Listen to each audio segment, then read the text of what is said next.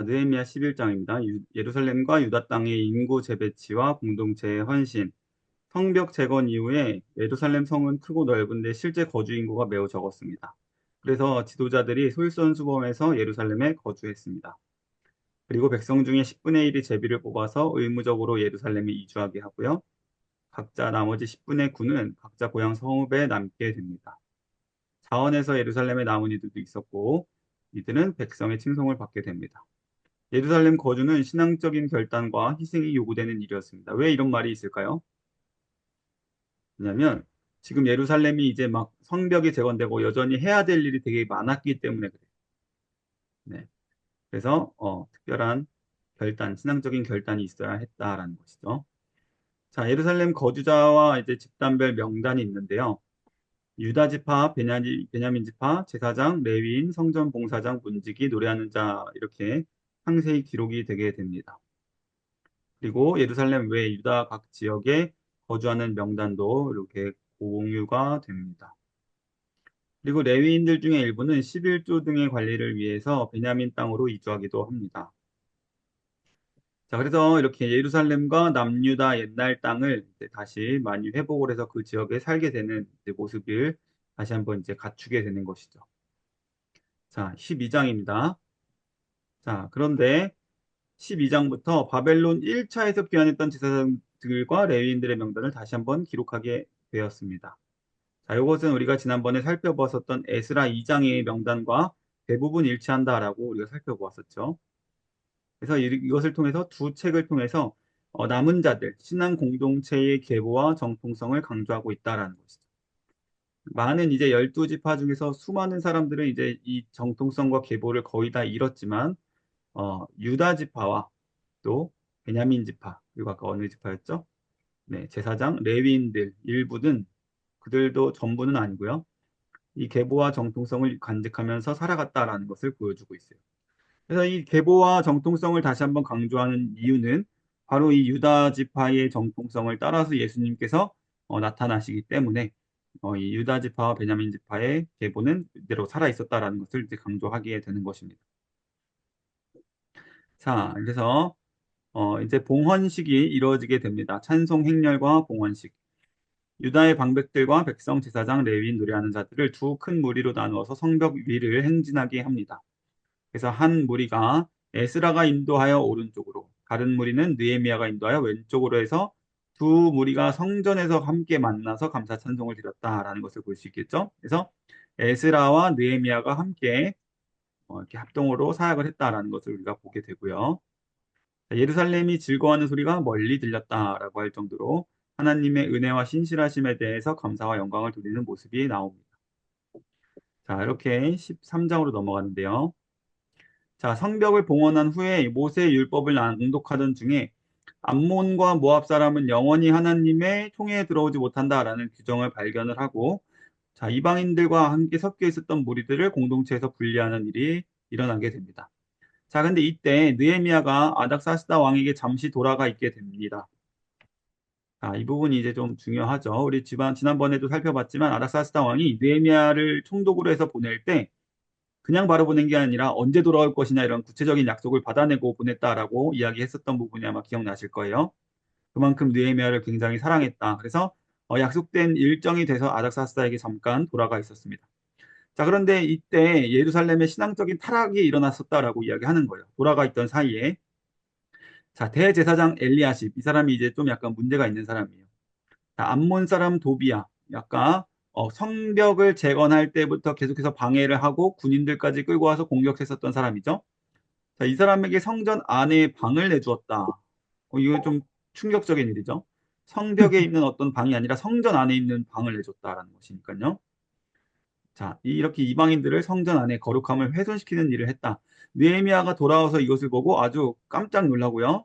도비아의 물건을 모두 성전 밖으로 내던지고 성전방을 다시 정결하게 했다. 이 사건이 이 13장에서 좀 중요한 사건이라고 볼 수 있겠습니다. 자, 그리고 떠나 있는 동안 11조를 못 받게 했습니다. 레위인들이 11조를 못 받게 하니까 당연히 레위인들이 무슨 일을 했냐면 생계를 하기 위해서 다 성전을 떠나서 각자 집으로 돌아가서 다 농사를 짓고 그렇게 살고 있었어요. 그러니까 레위인들이 당연히 이제 없으면 성전에서 제사가 원활하게 돌아갈 수가 없기 때문에 느헤미야가 다시 11조를 회복을 시켜서 봉사자들과 레위인들이 다시 성전에서 직무를 감당할 수 있게 합니다. 자, 그래서 안식일을 다시 준수할 수 있도록 개혁을 강력하게 조치를 취했다라는 것이고요. 자, 유다 사람들이 아스돗, 암몬, 모압 여인들과 결혼해서 자녀들이 유다 방언을 잊어버리고 이방 언어만 사용할 정도로 심각한 상황 가운데 있었다라고 굉장히 얼마나 오랫동안 가 있었는지 모르겠지만 페르시아에 꽤 오랫동안 자리를 비운 사이에 이렇게 어, 통혼이 심각하게 되어 있었다라는 것이죠. 그 당시 그리고 또 아까 위에서 봤었던 것처럼 대제사장 엘리야십의 손자 산발랏이라고 하는 사람 역시 도비아와 같이 느헤미야를 대적했던 사람이죠. 그러니까 손자가 산발랏의 사위가 되었다. 그러니까 이 사람은 대제사장임에도 불구하고 행실이 옳지가 못했다라는 것이죠. 그래서 결국 그를 쫓아냈다라는 것을 보게 됩니다. 자, 끊임없는 신앙 개혁, 외벽 이후에도 내적으로 영적으로 개혁이 계속 필요하다라는 것을 강조하고 있는 14장입니다. 그래서 14장에서 가장 중요한 교훈 중에 하나는 이 신앙은 한 번의 결단이 아니라 반복적이고 지속적인 개혁과 순종이 필요하다라는 아주 중요한 가르침을 우리에게 주고 있습니다. 이것이 우리가 지금 지향하고 있는 개혁주의죠, 개혁주의. 날마다 우리가 개혁되고 개혁되어야 한다. 개혁교회는 날마다 개혁되어야 한다라는 이 기치가 바로 이런 데에서 이제 나온 것입니다. 날마다 말씀에 우리를 비추어 보고 다시 한번 새롭게 점검하고 하는 일이 우리에게 필요하다라는 것이죠. 자, 이렇게 해서 느헤미야가 모두 끝이 나게 됩니다. 율법을 낭독하고 다시 한번 하나님 말씀의 공동체로 중심의 공동체로 회복하기를 선언하면서 이제 기도하며 끝이 납니다. 자, 에스더 1장입니다. 에스더는 누가 썼는지 알 수 없는 책이에요. 자, 그리고 우리가 지난번에 살펴보았던 것처럼 페르시아에서 귀환했던 포로 1세, 포로 1세대와 포로 2세대 사이에 어느 시점에 있었던 일이다라고 우리가 추측을 한다라고 이야기를 했었죠. 자, 아하수에로 왕, 우리가 영화 300에서 잘 보일 수 있었던 나는 관대하다, 크세르크세스 1세스 왕입니다. 자, 에티오피아까지 127도를 다스렸다라고 이야기를 하죠. 자, 그래서 모든 대신과 신하들을 불러서 180일 동안 엄청난 큰 대잔치를 열게 됩니다. 6개월 내내 먹고 마시는 잔치를 열게 됩니다. 자, 그리고 왕궁 정원에서 이어서 7일 동안 잔치를 베푸는데요. 이 7일 동안 이제 잔치를 하다가 기분이 좋아진 왕이 왕후를 사람들에게 보여주고 싶었어요. 왕후가 아마 굉장히 아리따웠던 것으로 추측을 합니다. 그래서 자신의 이제 부인을 자랑하고 싶었던 것이죠. 근데 와스디가 왕의 명령을 거절합니다. 남자들끼리만 모여있는 거기에 내가 왜 가냐 이렇게 거절을 하게 됩니다. 그래서 이것은 왕이 불렸는데 불순종한 아주 안 좋은 선례다라고 해서 이 대신 무무관이라고 하는 이 대신이 이런 왕후의 거절은 모든 남자들이 무시를 당하는 결과를 초래하게 될 것입니다. 라고 이제 이야기를 해서 왕후를 새로 뽑아야 된다라고 이야기를 하는 것이죠. 그래서 이 말을 좋게 받아들여서 와스디를 폐위하게 됩니다. 그리고 왕은 전국에 조서를 내려서 각 가정에서 남편이 주인이 되도록 했다라고 지금 이야기를 하고 있죠. 자, 하나님의 보이지 않는 섭리가 여기서부터 시작이 되게 됩니다. 왜냐하면 유다 백성들을 살리기 위해서 하나님은 에스더를 왕후로 앉히실 계획이 있으셨기 때문이죠. 자, 와스디 폐위에서 새 왕후를 선발할 준비를 하게 됩니다.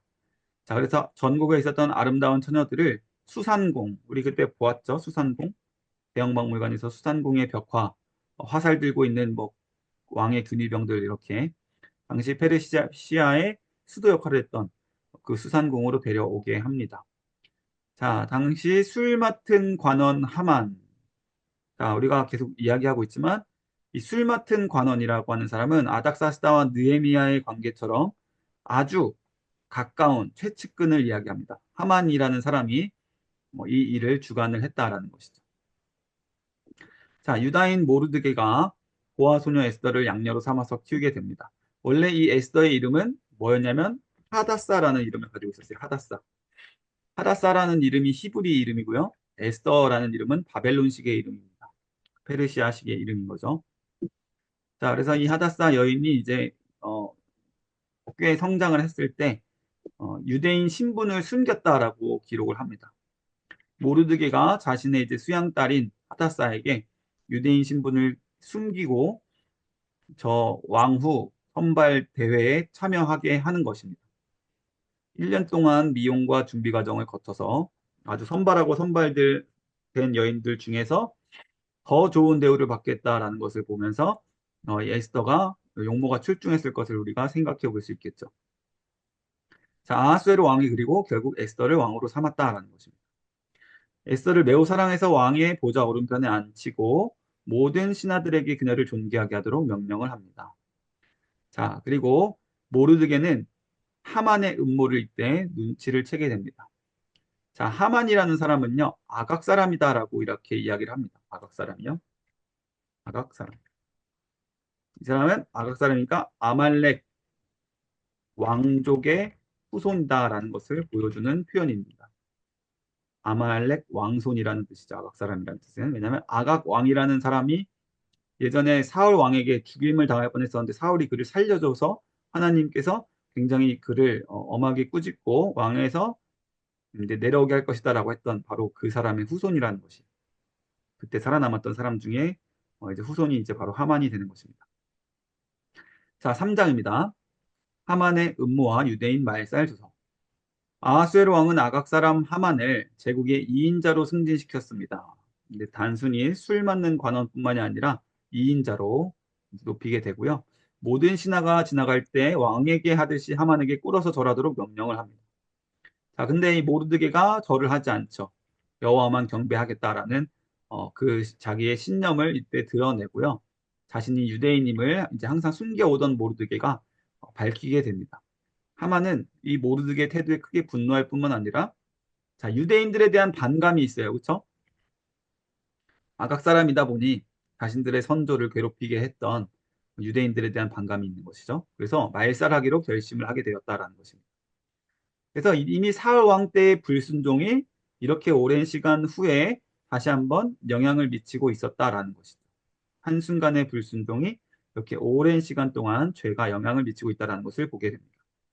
그래서 하만은 제비를 뽑아서 이 부르라는 표현이 이제 중요하죠. 이제 불임절의 어원이 되는 표현인데요. 유대인을 말살할 날짜를 정하게 됩니다. 아달월 13일, 12월쯤으로 이제 보고 있고요. 자, 유대인 말살을 허락해주면 1만 달란트의 은을 왕의 금고에 바치겠다라고 제안을 합니다. 1만 달란트는 한 360톤 정도 되는 360만 킬로그램, 360톤 정도 되는 엄청난 양의 은을 바치겠다라는 거예요. 근데 이제 당시 우리가 영화를 보셔도 아시겠지만 이 크세르크세스 왕이 전 세계 특히 그리스 정복 지역에 돈을 엄청나게 막 흘리듯이 뿌리고 있던 상황이었기 때문에 하만의 이런 요구 조건은 굉장히 이 아하수에로 왕에게 시적절한 요구였던 것이죠. 그래서 이 말을 좋게 여겨서 바로 승인을 해버립니다. 자, 이 조서가 아달월 13일에 시행될 예정이었고요. 자, 수산성과 온 제국은 이 조서로 인해서 큰 충격과 혼란에 빠지게 됩니다. 자, 이것이 이제 우리가 조금 이제 중요하게 생각해 볼 필요가 있는데요. 왜 백성들이 혼란을 빠졌는가? 자, 우리 이 당시 페르시아의 종교가 뭐였을까요? 아마 한 번쯤 들어보셨을지 모르겠지만 조로아스터교라는 종교였습니다. 자, 이 조로아스터교는 남에게 행한 선행이 나에게 돌아온다. 라는 것을 굉장히 강조하는 종교였어요. 그래서 철저한 선행, 행위 중심의 종교였다라는 말씀입니다. 그래서 우리가 잘 알고 있지만 그 종교 개혁의 거의 시발점에 해당하는 그 어머니 모니카의 기도로 우리 이제 기독교의 엄청난 성인 중에 한 분이 되었던 그분 혹시 누군지 이름을 기억하시는 분 계실까요? 어머니 모니카. 누,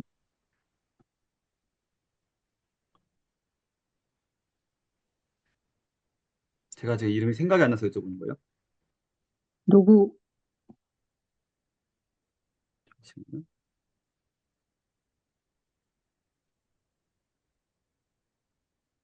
모니카의 기도. 어거스틴. 어거스틴이라고 한번 들어보셨죠? 네, 성 어거스틴. 네, 성 어거스틴이라는 사람. 이제 바울의 계보를 이어서 어거스틴으로 이어지게 되고 나중에 어거스틴의 가르침이 이제 칼빈에게 이제 잘 전달이 되어서 오늘날 우리 이 장로교 신학까지 이렇게 잘 이렇게 성장이 된 것인데요. 이 어거스틴이 이제 한동안 조로아스터교에 엄청 심취해 있었습니다. 빠져 있었어요. 네, 이 정도로 그 당시 많은 사람들이 페르시아의 영향인 조로아스터교에 빠져 있었습니다. 그래서 온 백성들이 혼란에 빠진 거예요. 왜냐하면 그 수많은 지금 유대인들을 우리가 지금 우리 손으로 피 흘려서 죽여야 된다고 이제 여기서 이제 충격이 된 것이죠. 왕이 그것을 모르고 있지 않았을 터인데도 불구하고 왕에게는 지금 돈이 급했다라는 것이. 왜냐하면 그리스를 정복해야 됐기 때문에. 그러다 보니까 온 백성들이 충격과 혼란에 빠졌다라는 것입니다. 자, 그런데도 불구하고 이제 하만이 워낙에 이제 큰 돈을 들고 이제 강력하게 왕에게 도서를 써서 전국에 이제 반포를 시켰기 때문에 이제 정말 큰일 났다. 다들 그러고 있었던 거예요. 유대인들도 큰일 났다 하고 있었고 페르시아 백성들도 큰일 났다 하고 있었던 상황이라는 것입니다.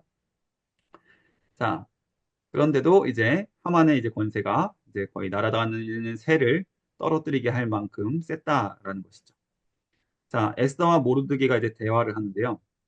모르드게가 하만의 음모와 유대인 말살조서, 이 은혜 액수까지 자세히 설명하고 에스더한테 이제 너가 나아가서 민족을 위해서 간절히 구원해야 된다라고 이제 요청을 하는 것이에요. 자, 근데 에스더는 나는 30일째 왕에게 부름을 받지 못했다라고 이야기하는 것이죠. 그 왕이 나를 신경을 안 쓰고 있는데 내가 왕한테 그것을 부탁하기가 어렵다라고 지금 이야기를 하는 것이죠. 자, 그때 모르드게가 내가 왕궁에 있다고 유대인 중에 홀로 목숨 건질 줄 생각하지 말라며 이때를 위해서 왕후가 된 것일지 모른다고 에스더를 격려하고 또 약간 야단을 치듯이 이야기를 하는 것이죠. 자, 그래서 에스더가 수산에 있는 모든 유대인들과 함께 3일간 금식하며 기도해 달라라고 이제 요청을 하게 됩니다. 그리고 죽으면 죽으리다라는 이 결연한 내용과 함께 이제 왕이 부르지도 않았는데 왕에게 나아가야만 하는 그런 모습을 보이게 됩니다. 목숨을 걸고요. 자, 당시 왕의 부름 없이 나아가는 것은 죽음을 각오해야 하는 일이었다라는 것이고요. 자, 그런데 하나님께서 이제 역사를 하셔서 아하수에로 왕이 에스더 왕비를 보고 기뻐하면서 왕의 지팡이를 내밀게 됩니다. 그래서 그 금규 끝을 만져서 소원을 묻고 나라의 절반이라도 주겠다고 약속을 합니다. 30일 동안 이 여인을 찾지도 않았었는데요. 이건 정말 하나님께서 역사하신 일이다라고 볼 수 있는 것이죠. 자, 에스더는 자신의 요청을 밝히지 않고 왕과 하만을 자신의 잔치에 초대한다라고 이제 기록을 합니다. 자, 에스더의 초대에 따라서 잔치에 참여하게 되고요. 왕은 다시 한번 에스더에게 소원을 묻습니다. 자, 에스더가 그때 왕과 하만이 내일 다시 잔치에 오시면 그때 소원을 말씀드리겠다라고 이야기하면서 2차 잔치가 다시 열릴 것을 이야기를 합니다. 그래서 기도하고 신중하면서 하나님의 때를 기다리는 지혜의 모습이었다라고 볼 수 있겠고요. 자, 하만은 왕후의 잔치에 자신만 초대받은 것을 굉장히 기뻐하고 자랑스러워하게 됩니다. 자, 그리고 모르드게가 자신에게 절하지 않는 것을 보고 이제 또 분노를 해서 저 여자를 꼭 반드시 죽이겠다라는 다시 한번 확신과 함께 모르드게를 달기 위한 교수형에 처할 장대를 세우라고 조언을 합니다. 자, 나중에 이 장대 나무에 본인이 매달리게 되죠. 본인과 본인의 가족들이. 자, 6장입니다. 자, 에스더가 두 번째 잔치 전날 밤 아하수에로 왕이 잠을 이루지 못해서 궁중 역대일기를 읽게 합니다. 자, 실록에서 모르드게가 한 2장쯤에 나타났던 사건인데요. 왕의 암살 음모, 빅다나와 데레스가 이제 왕을 죽이려고 했던 그 음모를 모르드게가 우연히 알게 되고 고발해서 왕의 생명을 구했던 사건이 기록되어 있는 것을 발견을 하게 됩니다.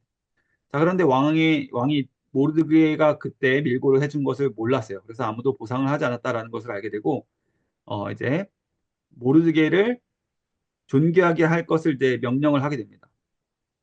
자, 하만은 자신한테 이제 왕이 베풀어 주실 거라고 착각을 해서 왕이 존귀하게 하기를 원한 자에게 어떻게 하겠느냐라고 묻고 하만이 여기다가 자신이 상을 받을 것이라고 착각을 해서요. 왕복과 왕관과 왕의 말을 입히고 왕의 귀한 신하가 거리에서 높여주도록 제안을 하게 되는데요. 이때 하만이 내가 말한 바로 그대로 모르드에게에게 속히 행하고 조금도 빠짐없이 하라라고 이제 완전히 역전되고 있는 상황을 이제 보여주게 되죠. 그래서 하만은 자신의 손으로 모르드게에게 왕복을 입히고요. 자, 왕이 존귀하게 하기를 원하는 사람에게는 이같이 할 것이다라고 선포를 하게 됩니다. 하만은 머리를 싸고 슬퍼하면서 집으로 돌아갔다. 자, 그때 아내와 친구들이 한 얘기가 이제 중요하죠. 모르드게가 유다 사람의 후손이면 당신이 그를 이기지 못하고 반드시 패하게 될 것이다라고 이제 경고를 했다라는 것이 약간 예언적인 말씀을 했다라는 것입니다.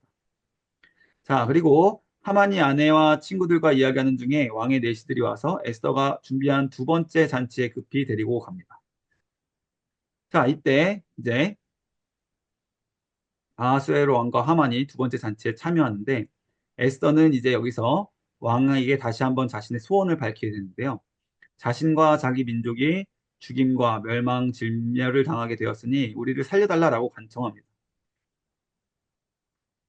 자, 그래서 이미 지금 모르드게 사건까지 있었고 또 에스더까지 너무나 예뻐 보이고 있는 왕에게 자, 모든 사람들을 다 유대인들을 다 죽이려고 하는 저 하만의 음모를 알게 되자 이 원수가 하만이나이니다 하고 이제 일러 바치게 되고요.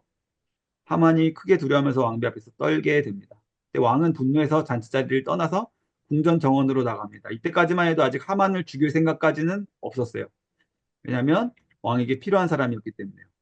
근데 하만이 잠깐 왕이 떠나 있는 사이에 고민하면서 떠나 있는 사이에 에스더의 침대까지 와가지고 이제 발끝을 잡고 살려달라고 간청하고 있는 그 모습을 왕이 돌아와서 보게 되는 거예요. 그래서 거기서 이제 왕이 너무 분노한 것이죠. 이제 자신의 왕후를 이제 어, 겁박하려고 하는 것인 줄 알고 이제 착각을 했던 것이죠. 그래서 신하들이 하만의 얼굴을 천으로 싸가지고 끌고 나갑니다. 그래서 장대에 하만이 원래 모르드게를 달려고 했었던 그 장대에 매달아서 죽여라라고 이제 이야기를 하는 것이죠. 자, 그런데도 불구하고 자, 에스더는 이것만으로는 이제 일이 해결되지가 않았어요. 왜냐하면 지금 전국에 몇 월 며칠에 유대인들을 다 죽이라라는 이제 그 조서가 내려가 있었기 때문이죠. 그래서 에스더가 눈물로 왕 앞에 나아가서 이 말살 조서를 철회해달라라고 이제 요청을 합니다. 자, 원래 이 페르시아 법에 따르면 이미 인친 왕의 조서는 철회할 수 없었대요. 철회할 수 없었대요. 그런데 자, 왕이요. 이것도 하나님의 역사죠. 에스더와 모르드게에게 왕의 이름과 인장 반지로 새로운 조서를 작성해서 유대인들을 구하라라고 이제 허락을 합니다. 내 것을 다 줄 테니 너희가 원하는 대로 내용을 써서 전국에 반포하라라고 이제 허락을 해준 거예요. 그래서 이제 새로운 조서가 반포가 되고요. 자, 유대인들에게 자신을 방어할 권리, 해치려고 하는 자를 반격할 권리를 부여하게 됩니다. 자, 그래서 유대인들이 기뻐하게 되죠. 유대인들은 이제 자신들을 죽이려고 했던 대적으로부터 살아남게 되고요. 백성들 전체도 이제 기뻐하게 됩니다. 아, 우리 조로아스터 교회 교리에서 다른 사람을 살해하면 안 되는데, 우리는 이제 손에 피를 안 묻혀도 된다. 그래서 온 백성들이 다 함께 기뻐하고 유대인들도 다 함께 기뻐하는 그런 날이 됩니다. 그래서 이 하만과 하만의 자손들, 수산성에 500명 정도 있었던 하만의 자손들이 이제 죽임을 당하게 되고요. 하만의 10아들까지 처형을 당하고요. 그러나 전리품은 취하지 않았다라는 것입니다. 왜 전리품을 취하지 않는 행동은 자, 우리가 구약에서 보실 수 있듯이 모든 것이 하나님께서 하셨다라고 하나님에게 헤렘으로 드리는 그런 관행을 따른 것입니다. 다 하나님에게 바쳤다라는 것이죠. 자, 그리고 수산에서 300명의 대적이 더 죽임을 당하게 되고요. 자, 지방에 있었던 대적들 7만 5천 명까지 다 죽이고 역시 전리품을 취하지 않고요. 자, 수산성의 유대인들과 또 백성들까지 그 기쁨에 함께 합세해서 잔치를 벌였다라고 해서 이때를 우리가 불임절이라고 이제 부르게 됩니다. 그래서 유대인들은 지금까지 이 불임절을 지켜요. 이 불임절이라는 절기는 하나님께서 제정해 주신 절기는 아닙니다. 근데 이 유다인들이 이제 훗날 이 불임의 사건, 제비 뽑은 사건을 기념을 해서 불임절이라는 절기를 자신들이 이제 만든 것이죠. 제비 뽑기의 결과도 하나님의 주권 아래 있었다라는 것을 이제 보여주는 것이고요. 슬픔이 기쁨으로 애통이 축제로 바뀐 날로서 공동체 연대를 기념하는 절기가 됩니다. 그렇게 이제 에스더 10장 마지막 장입니다. 자, 아하수에로 왕은 제국 전역과 바다 섬들까지 조공을 거두면서 위엄과 권세가 확장되었다라고 이제 기록을 하고 있고요. 모르드게가 왕의 다음 가는 사람이 됩니다.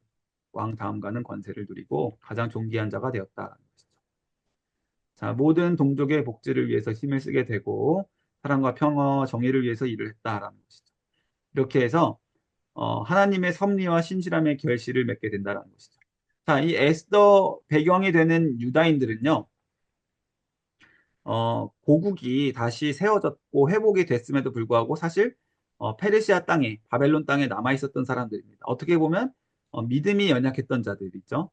약속의 땅으로 돌아가기를 원하지 않았던 사람들이에요.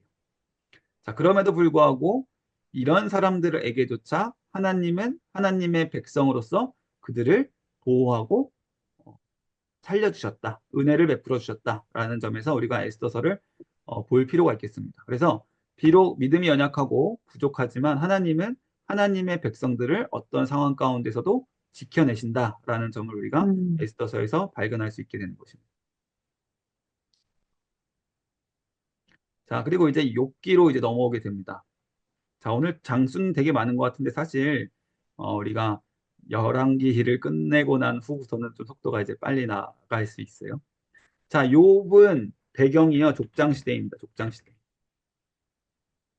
그래서 사실 창세기 시대 어느 시점과 배경이 같아요. 한참 전이죠. 자, 욥기의 저자는 우리가 알 수 없습니다. 욥기의 저자 역시 우리가 정확히 알 수가 없습니다. 이 우스 땅이라고 했던 곳도 어떤 땅인지 우리가 정확히 지금 위치를 알 수가 없어요. 그러나 그 가나안 땅 어느 근처였을 것이다 우리가 이제 생각을 하는 것이고요. 이런 욥에게 신실한 신앙이 있었다라는 것을 보면서 우리는 떠오르는 인물이 있는데요. 바로 살렘 왕 멜기세덱을 좀 떠올려 볼 필요가 있겠어요. 자, 아브라함이 살렘 왕 멜기세덱을 만나서 그에게 11조를 바쳤던 사건을 우리는 아마 알고 계실 겁니다. 그죠? 근데 이제 신기한 거는 아브라함과 아브라함의 후손이 언약의 백성으로서 이제 유지되고 보호되고 있는 그 과정 가운데 하나님께서 다른 땅에도 하나님을 알고 섬기는 백성들을 남겨두셨다라는 사실을 우리가 기억을 해야 된다는 거예요. 이 살레망 멜기세덱, 지금 그 당시 가나안 예루살렘 땅 지역을 이제 이야기하는데 이 살레망 멜기세덱과 그 땅의 백성들이 여호와 하나님을 섬겼다라는 말씀이 있거든요. 창세기 말씀에. 그것과 마찬가지로 이제 이 욥이라는 인물 역시 마찬가지죠. 아브라함의 계보도 아니고요. 어디 있었던 사람이 정확히 알 수 없지만 하나님을 믿는 신앙이 있는 사람이었다라는 것을 통해서 하나님이 아브라함 외에도 하나님이 살아계심과 또 역사하심을 드러낸 이렇게 은혜를 입은 사람들이 그 당시 다른 이방인들 가운데서도 있었다라는 것입니다. 자, 이 욥이요 굉장히 이제 부유한 사람이었습니다. 하나님 앞에 늘 경외하고 정직한 자였기 때문에 하나님이 많은 축복을 주셨어요. 그래서 자녀들 생일마다 모여서 잔치하고 또 죄를 지었나 죄를 짓지 않았나 자녀들을 이제 물어보고 하나님 앞에 깨끗하게 살 수 있도록 번제드리는 이렇게 성결한 삶을 살았습니다. 자녀들을 위해서 중보하며 스스로도 매우 경건하게 살았다라고 이야기합니다. 근데 이제 하늘에서 이제 영적인 대화가 이제 열리게 되는데요. 이제 사탄이 나타나서 이야기합니다. 사탄이 욥이 까닭 없이 하나님을 경외하겠습니까? 복을 주셔서 그렇죠. 소유를 치면 저주할 것입니다라고 도전을 합니다. 그래서 하나님께서 이 사탄에게 그 시험을 허락을 하십니다. 허용을 하십니다. 허용. 하나님이 시험하시는 것이 아니라 이제 사탄이 시험을 하는 것을 이제 허락을 하시되 그의 몸만 건드리지 말라라고 이제 제한을 주셨다라는 것이죠. 제한. 그래서 하나님은 우리가 항상 다시 한번 기억해야 될 것은 우리가 감당할 만큼의 시험만 허락하시는 분이시다라는 것을 일단 볼 수 있겠습니다. 욥이 욥의 믿음을 하나님께서 알고 계셨기 때문에 이 사탄이 이렇게 하는 것을 이제 허락을 하셨다라는 것이죠. 자, 또다시 자녀들 생일 잔치가 있었는데요. 재앙 소식이 연달아서 들려옵니다. 이제 사탄이 역사하기 시작한 것이죠. 스바 사람들이 소와 나귀를 빼앗고 종들을 다 죽였고요. 하늘에서는 갑자기 불이 내려와서 양과 종들을 다 태워 죽였고요. 갈대아 사람들이 낙타를 빼앗고 종들을 다 죽였고요. 이 소식들이 막 한 사람 한 사람 종들한테 살아남은 종들한테 막 시시각각으로 전달이 되는 것이죠. 자, 자녀들이 집에서 모두 다 깔려 죽었다라는 것이죠. 집이 무너져서요. 큰 바람이 불었는데. 그래서 한날 한시에 이 모든 슬픈 소식들이 다 전해지게 됩니다. 욥이 일어나서 옷을 찢고 머리를 밀고 엎드려서 예배했다라는 것이죠. 이 상황 가운데서도 하나님 앞에 예배드리는 모습을 보이게 됩니다. 모태에서 알몸으로 나와 알몸으로 돌아가리니 주신이도 이거 못합니다. 죄송해요. 주신이도 여호와 거두신이도 여호와 여호와의 이름만 찬송받을지어다라고 고백을 하게 됩니다. 이 순간 가운데 죄를 짓지 않고 원망하지 않았다라는 모습을 이제 보이게 됩니다. 그래서 굉장히 경건한 사람이었다. 의인도 고난을 당한다라는 것을 이제 보여주는 사람이죠. 자, 고난의 원인은 인간의 이해를 넘어가는 것이다. 라는 것을 이제 보여주고요.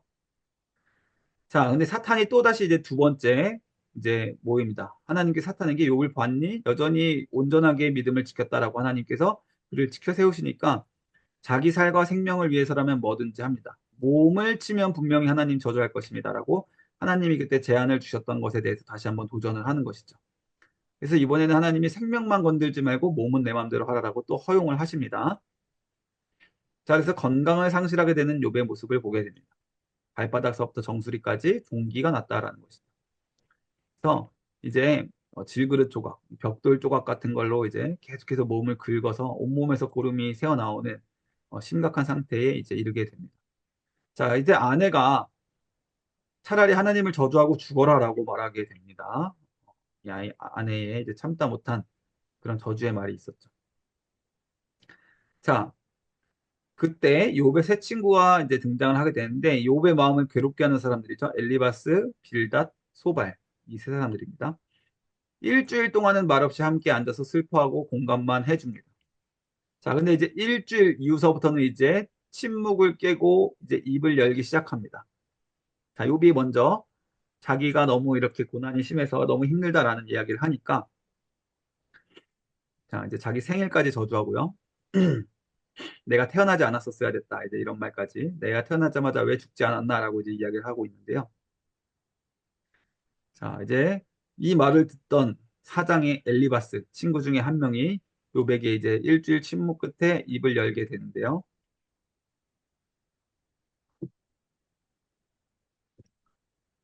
이제 고난은 죄 때문이다라는 논리를 펴게 되죠. 우리가 이것을 가지고 뭐라고 표현하냐면 인과응보라고 합니다. 인과응보. 음, 세상에서 이제 중요하게 이제 말하는 세상의 원칙이죠.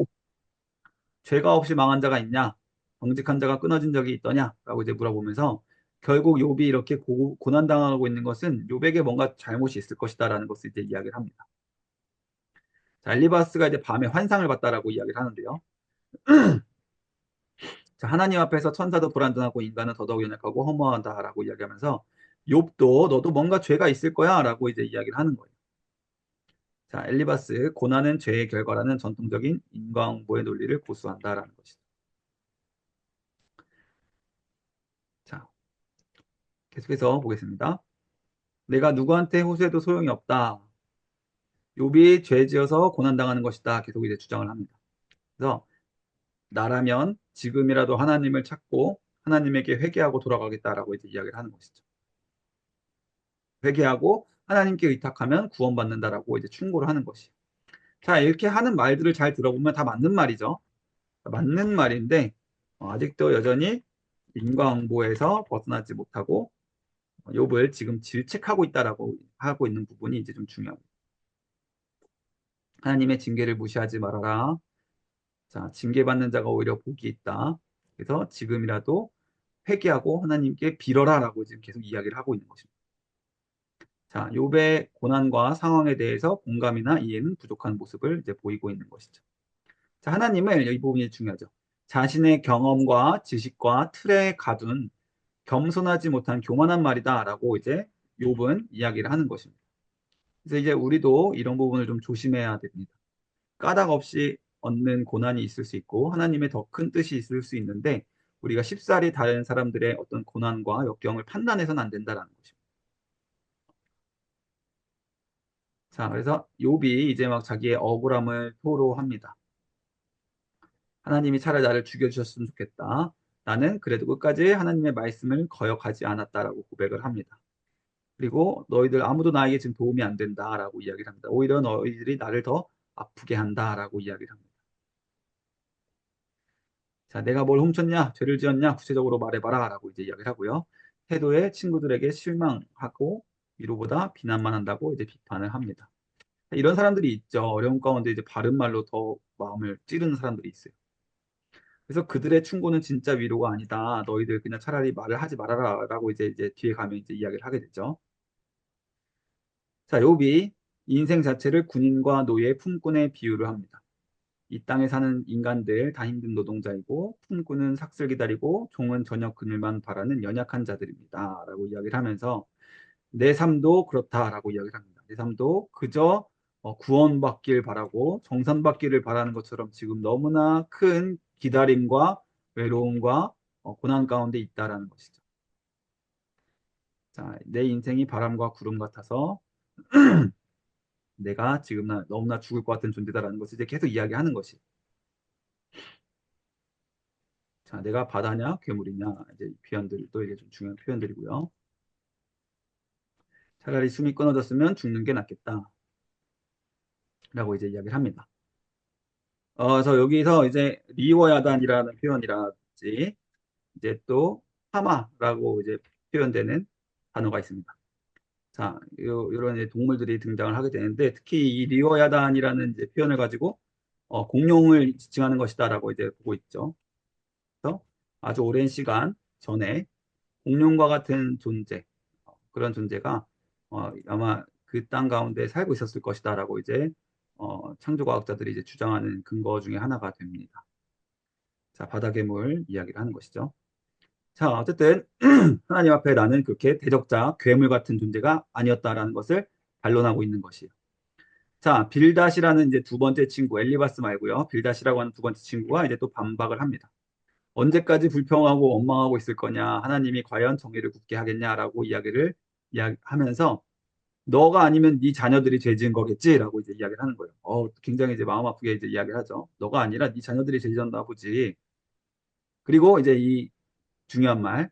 네, 시작은 미약했으나 끝은 창대하리라라고 하는 말씀. 우리가 사업장에 이제 걸어두고 하는 말씀인데 그런 의미가 아니죠. 네. 죄 지어서 벌 받은 거다. 빨리 하나님께 돌아가지 않으면 더 큰 화 가운데 있을 것이다라고 이제 경고하는 충고하는 말이었는데 이것을 이제 사업장마다 붙이는 그런 시절이 있었습니다. 자, 옛사람들 말을 들어보면 죄 지은 자는 망하고 의인은 복 받는 게 진리다라고 이제 이야기를 합니다. 자, 그래서 하나님은 정의로우신 분이라서 의인은 반드시 살리시고 악하는 자는 망하게 하신다.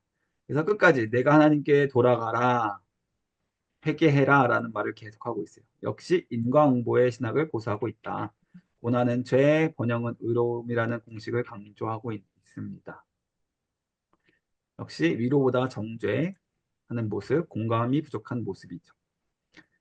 자, 욥이 빌단 말을 듣고 인정하는 부분도 있어요. 인간이 어떻게 하나님 앞에서 의로우랴라고 이야기를 하는 것이죠.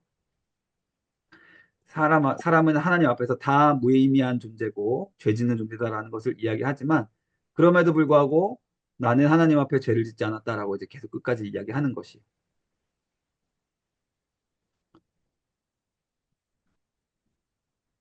자, 이런 얘기가 이제 계속 진행이 되는데요.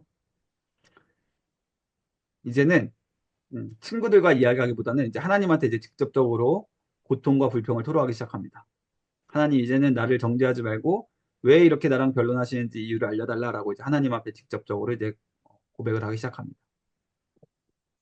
결백을 주장하고 고난 이유를 모르겠다라고 이제 호소를 하는 내용들이죠. 자, 이제 뭐 중요한 표현들이 다 있는데 우리가 이제 본문을 좀 직접적으로 살펴보시면서 읽어보도록 하고 좀 넘어가도록 하겠습니다. 이렇게 자기는 죽는 순간까지 잘못이 없다라고 이야기를 하는 것입니다. 자, 이제 세 번째 소발이라고 하는 사람이 등장을 합니다. 욥이 너무 말이 많다라고 이제 정면으로 비판을 합니다. 자, 역시 욥을 정죄하는 사람이다라고 이야기하면서 너가 하는 말들은 다 말장난에 불과하다라고 깎아내리고 너 회개해라라고 이야기를 하고 있는 것입니다. 하나님의 깊은 뜻, 지혜를 다 알 수 있느냐? 이 말은 이제 맞죠. 이제 소발이 한 말이 그나마 친구들 세 명 중에서 하나님의 원리를 좀 정확하게 말을 해주는 사람입니다. 그러나 아직도 이 욥의 그 고난에 대해서는 공감하지 못하는 모습을 보인다라는 것이죠. 그래서 여기서도 결국에는 결론적으로 인과응보의 논리를 조금 더 이제 반복을 하고 있는 소발의 모습입니다. 욥이 고난에 죄가 있을 것이다, 원인이 있을 것이다라고 이야기를 하는 것입니다. 그래서 회개하라라고 이야기를 하는 것이죠. 자, 친구들을 이제 풍자합니다. 너희들의 이 알고 있는 그 원리와 현실은 다르다라고 이제 지적을 해줍니다. 이제 우리가 붙들어야 될 부분이 이제 이 부분이죠. 욥이 끝까지 고수하는 말. 의를 행했지만 고난받는 자들이 있다라고 지금 욥이 끝까지 이야기하는 것이. 자, 그래서 모든 것이 다 하나님 손에 있다. 높이기도 하시고 낮추기도 하신다. 인간이 아무리 똑똑해도 하나님의 섭리 앞에서는 우리가 모든 것을 다 이해할 수 없다라는 말들을 이제 하게 되고요. 자, 하나님에게 또다시 직접적으로 호소합니다. 나도 다 안다. 너희만 똑똑한 거 아니다. 라고 이야기를 하면서요. 차라리 잠잠하라. 그게 지혜다. 근데 너희한테는 아무 말도 듣고 싶지 않다. 그냥 너희들 이야기하지 말고 너희 말 필요 없다. 내가 책임질 테니 나를 좀 내버려 둬라라고 이제 사정사정하는 그런 모습까지 이제 가게 됩니다. 내가 죽을 각오로 하나님한테 직접 말하겠다라고 이야기를 하는 것이죠. 자, 하나님, 내 죄가 뭔지 알려달라. 내가 뭘 잘못했는지 밝혀달라라고 이제 기도를 하고요. 왜 나를 원수처럼 대하냐 이렇게 참 울부짖고 소리치고 있는 그러한 모습을 보게 됩니다. 그 가운데에서도 하나님의 자비를 간절히 구하는 모습을 보면서 고난 가운데에서의 성도의 자세에 대해서 이제 잘 보여주는 그런 모습을 보여주게 됩니다. 자, 고난의 이유는 인간이 모를 수도 있다라는 것을 이야기를 하고 있어요. 이제 마지막 14장인데요. 자, 여자에게서 태어난 사람은 삶이 짧고 고생이 많다. 꽃처럼 피었다가 시들고 그림자처럼 스쳐간다라는 이런 중요한 말씀을 했고요. 자, 하나님이 근데 이런 인간에게 이렇게까지 엄하게 심판하실 필요가 있냐라고 이야기를 해주시고 차라리 날 죽게 해달라라고 이야기를 합니다. 품꾼처럼 쉴 수 있게 해달라 이 말이 나를 차라리 죽어서 이제 땅에 묻게 해달라고 이제 이야기를 하는 것이. 근데 하나님께서 생명은 계속해서 허용을 해주셨기 때문에 차마 죽지는 못하고 있는 상황이에요. 끝까지 나는 자살은 안 하겠다라고 얘기를 합니다. 자살은 하지 않겠다. 하나님께 맡기겠다라고 이제 이야기를 하는 것이죠.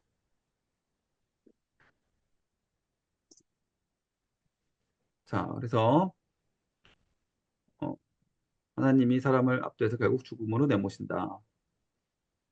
자, 죽으면 다 끝난다. 차라리 날 죽여주십시오라고 이제 계속 이야기하고 있는 부분입니다. 자, 근데 그런 와중에도 자, 이 14장에서 우리가 좀 주목할 부분이요. 여기 몇 절 사이에 지금 나오는지 정확하게 알 수는 여기 나오네요. 7절부터 15절 사이에 내가 죽어서 땅에 묻혀 있다가도 하나님께서 나를 부르시면 내가 대답하겠나이다. 이런 말이 있어요. 또 희미한 부활의 소망을 내비치고 있다라는 점에서 이 14장의 이 부분 말씀이 좀 중요하게 우리가 이제 이야기를 하는 것입니다. 부활의 소망을 내비치고 있다라는 것이죠. 내가 너무나 고통 가운데 있어서 비록 하나님께서 나에게 죽음을 허락하셔서 땅에 묻힐지라도 하나님이 불러주실 그날에는 내가 하나님의 말씀을 듣고 일어날 수 있을 것이다 라고 이야기를 하면서 하나님의 음성을 끝까지 기다리겠다라고 지금 그 부활 소망을 드러내는 모습을 볼 수 있게 됩니다. 자, 이렇게 14장까지 마치겠습니다. 좀 짧게 넘어갔어요. 혹시 질문이 있으실까요?